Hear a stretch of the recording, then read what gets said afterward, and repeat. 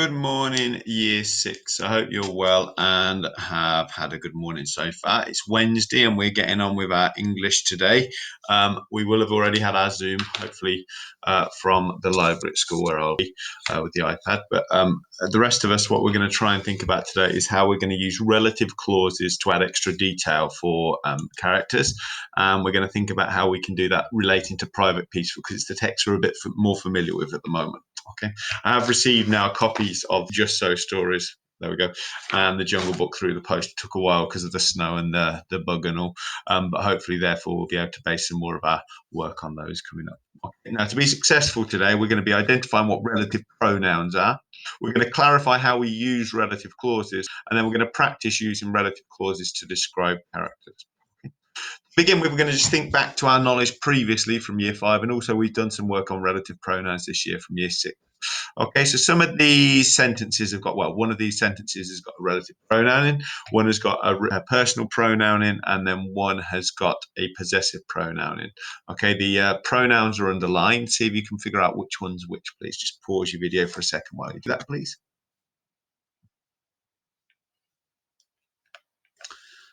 Okay, guys, if you've managed, then yeah, the mine is the possessive pronoun because that's possession, so something is owned by something else. Personal pronoun is she there, and then who is one of those five relative pronouns that we're going to try and utilize within our writing today and in other sessions later on. Okay, now these pronouns, which ones are these? Is a relative one.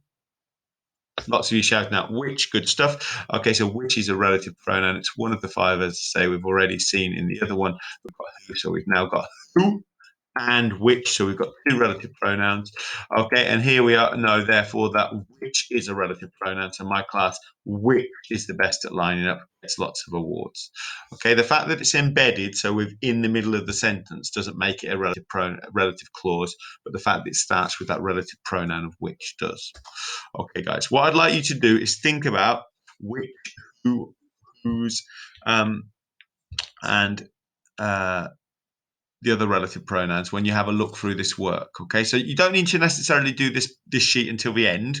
Okay, but this will just remind you of the use of relative pronouns when you're going through using them in relative clauses. Okay, so these two sheets, some that start with number 5 going down the left hand side, and then some that start with number 9 going down the right hand side. You can either do both of them or you can do one of the two. The ones that start with 9 are a touch trickier, so you might want to do those after doing the other ones if you want to do both. Okay, so have a think about those. Just a bit quick practice on our use of relative pronouns. Okay, guys, now we're going to think about relative. I thought it was a nice word to consider. So defining relative. So definition is a person connected by blood or by marriage. So it shows the link between somebody is by blood. Okay, and when we say by blood, it doesn't mean that you've got blood everywhere. It's horrible. It means that they are a biological link to somebody else. Okay. Sometimes when we say relative, though, we don't always mean biological because obviously some people's families are different to that, where it might be that somebody's been adopted or it might be that somebody's been married to somebody else. Okay. So by marriage sometimes also means that we become a relative by marrying somebody. So I'm married to Mrs. Springs, therefore her sisters are now my sisters-in-law. Okay, and her mother is my mother-in-law. Okay, so that's how we become relatives. We can see when we look at relative, the first few letters start with rela. Now, relationship, we can think of. Relationship is that linkage between something. The relationship between our hands, it's a relationship between an object and a floor, and it's affected by gravity. Okay, relationship is the link between something. The link between something. Here's an image that I thought would conjure up ideas for you of relative and relatives. At the moment, it looks like a picture of lots of people from a time ago, and I thought it would be nice and relevant for us. Relevant, link, relevant, relative, relevant to some of our previous works. This is Queen Victoria's family tree.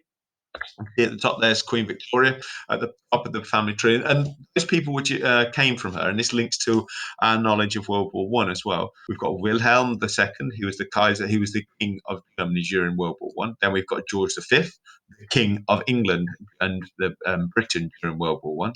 Then his son was George VI, who was the king who came just after his brother, King Edward. But King George VI was the king during World War II. And then our current queen, Queen Elizabeth II, is the granddaughter of King George V, who was the king during World War One. Okay, so we can see that progression of those kings in those amongst those relatives. So this family tree shows the links between different people. Interestingly, now King Juan Carlos I has only just stopped being the king of Spain as well. So the royals around Europe are all very closely linked, all stemming from Victoria, who was known, as we've said before, as the grandmother of Europe. Okay, but that relative, those relatives are linked to that, those linked relatives. Okay, a synonym then for the word relative, family member. There's lots I'm sure you can think of. So there's synonyms, words which mean the same. An antonym, colleague, Miss Ashford, should I say, I are not relatives. Sometimes people do work with their relatives, but the fact that they're working with them doesn't relate to them being their relatives, okay? Or you could also say something like an enemy or somebody you don't know is an antonym, okay? There's lots of different ways you can go off to show an antonym and opposite meaning for a word. Usage, so here we've got after seeing her relative, she loved, leave, Sally cried. Okay, so we've got this idea that this character Sally was unhappy when her relative left, and we can see that because she's crying. Now, I've deliberately used this type of sentence here because you can see within it we've got this embedded relative clause. So the embedded relative clause is embedded because it's within something. So if you think about you in your bed, you're embedded in your bed. You're having a nice lie down. I know Renisha from Singer on our Zoom calls is always having a nice lie down. But here we've got it as a relative embedded clause or an embedded relative clause because it begins with who, that relative pronoun. Okay, so after seeing her relative, who she loved, leave Sally cried. Okay. Right, guys. I'm going to think then about how we can use those relative pronouns within relative clauses today, and then we're going to do some writing up for ourselves on the basis of that. We're looking at some complex sentences today, and we're thinking about this type of subordinate clause, which is relative clauses. Okay, so they tell you more about the noun that is included within the sentence. So this noun, what is it? Which animal? I can hear camel, camel, camel, elephant, no. Rhino. Okay, it's a rhino. Yeah, the rhinoceros. Okay, so now this rhinoceros is not very, a little bit. I'm not going to call him Mr. Springish, but he is a bit rude and self. He's a bit Mr. Springish. This guy is a rude and selfish rhino. So I'll be simple and say he's a rude and selfish rhino. But I want to think about how I can describe him and using one of these 5 relative pronouns of who, which, that, whose, or where. Okay, so I'm going to think now. The rhino or the rhinoceros. Who was rude and selfish? So I've got that, and the fact that this relative clause ends with a comma demonstrates it's going to be an embedded one and followed with more information afterwards. Okay? So if we want to embed it, as I say, embed it, we separate it with those commas. Okay, and then we've got the embedded relative clause, and then the verb at the end of it, the rhinoceros, and then because we've got our subject of the rhinoceros, we still need our verb and stamped at the end of it. Okay, so our main clause, the rhinoceros stamped, is split by the embedded relative clause of who was rude and selfish. Okay, guys, quite fun writing relative clauses. It might seem a bit dry and a bit boring to begin with, but actually it's quite engaging. Here we've got the mariner, the guy from the story about whale. The mariner sat on the raft. Let's change our description of the mariner. Now, at the moment, we don't know how he's feeling. We don't know if he's happy, sad, worried, scared, what he's doing. Okay, so what we can do is change this. So the mariner, what was he doing? What are his feet doing? The mariner, who was a man of infinite resource and sagacity. I still haven't really figured out how to spell sagacity, but this is one of those Kipling tropes, isn't it, where he uses quite fancy language to describe characters. But the mariner, who was a man of infinite resource, so he has lots of stuff, he has lots of equipment, whatever he might need, and he's very smart, and sagacity. So that shows me now he's likely to come up with a cunning plan to sort that dastardly whale out. The mariner, who was a man of infinite resource and sagacity, sat on the raft. The mariner, who was more lost than he had ever been. Oh dear, he's very worried. He's scared now, isn't he? He's concerned. The mariner, who was more lost than he ever had been. Both of these embedded relative clauses then tell me that little bit more about the character that's being described. I know more about the mariner from each of these embedded relative clauses. Mariner, who was wishing his mummy was there. I'd be the same, to be honest, if I was sat on a raft and a great big whale was coming at me. Actually, not my mummy, because to be fair, my mum's not very tall at all, and she's not very fearsome. I think I might need somebody I want Mr. Borsos. I'd want Mr. Borsos with his hammer. Okay, the mariner or the teacher who was wishing Mr. Borsos was there sat on the raft. So you get that extra information about who they would call upon to save them in this situation. Okay, so I'm telling somebody something else by writing that embedded relative clause. Okay, so the relative pronoun begins the relative clause and then it carries on with the rest of the information. Okay, so we see there the map, and here we've got the idea of the raft. And this isn't embedded now. This is just a relative clause that isn't breaking up the rest of the clause. The mariner sat on the raft, which was old and rickety. The mariner sat on the raft that was surrounded by sharks. The mariner sat on the raft which he had crafted from jelly babies and jam. Not likely. Not a likely vessel. I don't think he'll survive. So we've got those different orderings there where rather than embedding it in the middle of a sentence, I'm trying to demonstrate embedding. So rather than breaking that clause, there's the camera, breaking the clause with that embedded relative clause, we've now got the idea where we're putting our main clause and then we're following it with our subordinate clause, which is also a relative clause. Okay, so those green ones are subordinate clauses, but sometimes they're not within the other clause. If they don't break it up, they're just a relative clause without being an embedded one. Okay, camel here. So we think about the camel. The camel who was lazy and selfish, so we know that because he refused to help. That's why the jinn eventually ended up coming and casting that spell upon him. The camel who was tired and fed up. Yeah, we get that. So both of these are describing a character. So we've got the who.